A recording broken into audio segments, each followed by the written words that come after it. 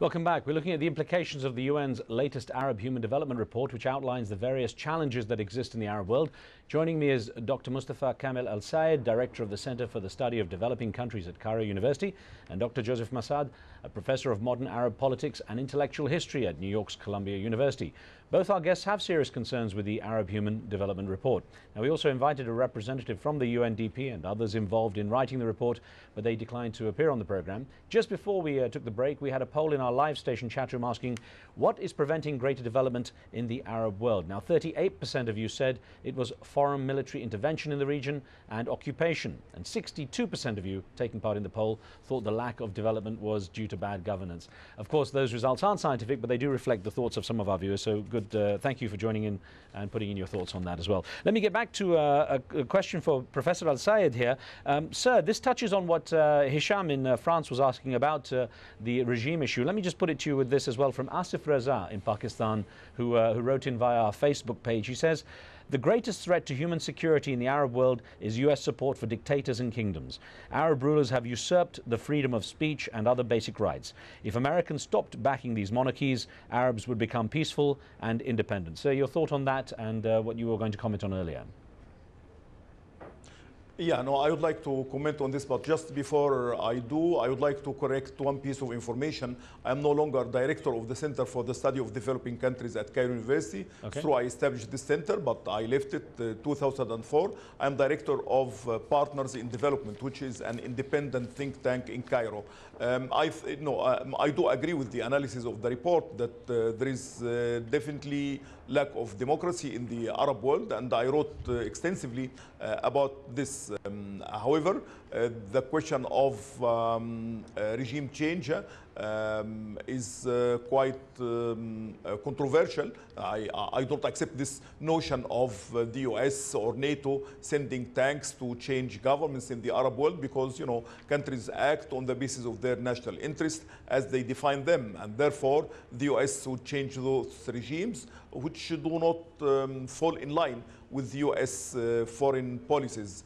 But US would tolerate regimes which are dictatorial, which are authoritarian, but they do act in ways that promote US interests in the region. Just to give one example, Libya was the object of denunciation in the Western media before 2003. But once Muammar Gaddafi changed his foreign policy, we do not read much of criticism of Libya in Western newspapers. So I do not agree with this issue of regime change. And I think all countries should develop according to their own pace. Right. However, I think also the question of the persistence of authoritarianism in the Arab world is far more complex. I do not think that it's only foreign support that enables these regimes to remain in power. I think they rely on divisions among opposition groups, and some of them also do provide services to their people. So I don't think we can reduce the question of persistence of these regimes just to foreign military support. All right, so thank you. I'm going to get Nader is on the line in California, patiently waiting with a question. Go ahead, Nader. Very good afternoon to you. I think one of the worst problems that we have in the Arab world as the leaders are all the leaders in these countries are living in the past. Would you show me one leader in the Arab society? They are educated.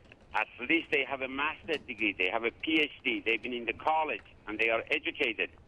So they are living in the past, and I don't think they can rule at the present. Okay, that's an interesting point. I'm going to put this to Professor Joseph Massad, who is joining us from Amman. Professor, interesting point of the claim that, or the view that Nader has in California, that the Arab regime leaders mostly live in the past. Take that, give me a comment on that if you would please, sir, but also a view on how the next generation, the young people who've perhaps traveled more and have more of a perspective on the international community, how they might change things. Well, I mean, we've seen a change in the leadership in a number of Arab countries in the last few years and in the last decade, some of whom are educated, others are not so educated. But I'm not so sure that education is the question here as such, but rather the general view of themselves in relation to their peoples, the nature of the regime itself over which they preside.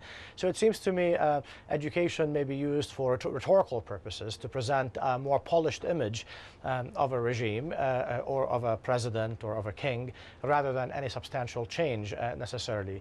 Also, I would like to comment on the report's definition of foreign intervention and generally and military presence. It seems to have a very hard definition, that it only sees military intervention or foreign intervention in the form of wars as relevant.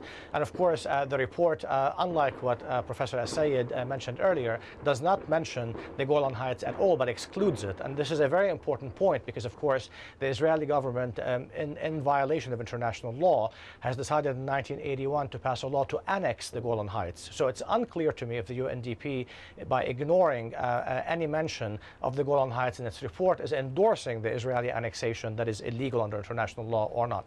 But this aside, there's also a softer definition of military intervention. For example, the US now has planted a huge number of military bases across the region in the Gulf and elsewhere. It has military personnel in a number of Arab countries, from Morocco to Jordan to Egypt, and like I've said, bases across the Gulf. Is this not a form of intervention? For example, the U.S. Lieutenant General Keith Dayton has been training military thugs across the West Bank for the last several years, who have been also wreaking havoc and used as a repressive force against opposition to the Palestinian Authority that is supported by the U.S. and the West Bank. That is not considered by the report military intervention.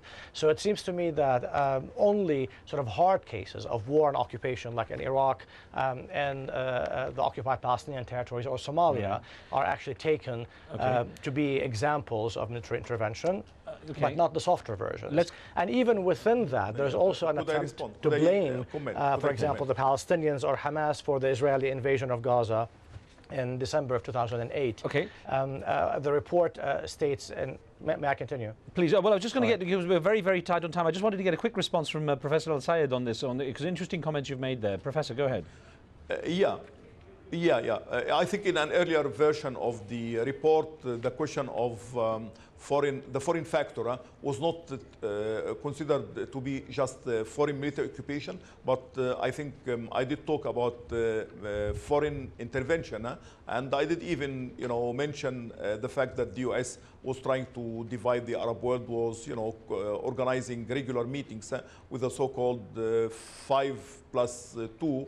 The Gulf countries besides Egypt and Jordan. So I do agree that the foreign factor in Arab countries is not limited to foreign military occupation, but there are many ways of foreign influence that do affect the future of Arab countries and their security as well. Okay, Shaukat is in the UK with a question. Shaukat, go ahead. I hear people complaining that it is regime change, Israel's occupation, foreign intervention, although that plays a slight part of it. But isn't the main report highlights the main problem? There is a lack of accountability upon the Arab leaders. That's the main problem. Thank you. Okay. Professor Massad, unfortunately, I've only had 30 seconds, but a quick thought, the lack of accountability from the Arab leaders. What's your view? Just a quick answer, sir.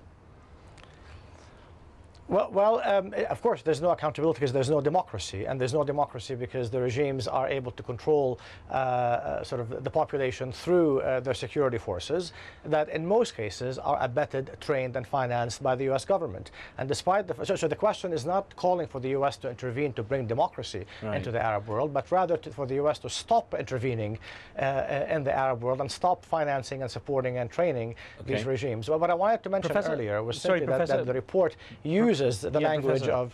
Yes. I am so sorry to interrupt you because we're out of time. We have so many questions, but of course never enough time on the show. I do hope to get you both back, and thank you very much for taking part. Thank you for being with us Thank you. too. Thanks. And on the next show, we look at the modern-day slavery in the United States. America's government speaks out a great deal about the challenges of human trafficking and modern slavery, but what's it doing about forced labor under its own roof? Don't forget you can follow me and get updates on the show via Twitter. You can also tweet your comments and questions. We'll try to include them in the show. And that's it from me and the team. We'll see you next time.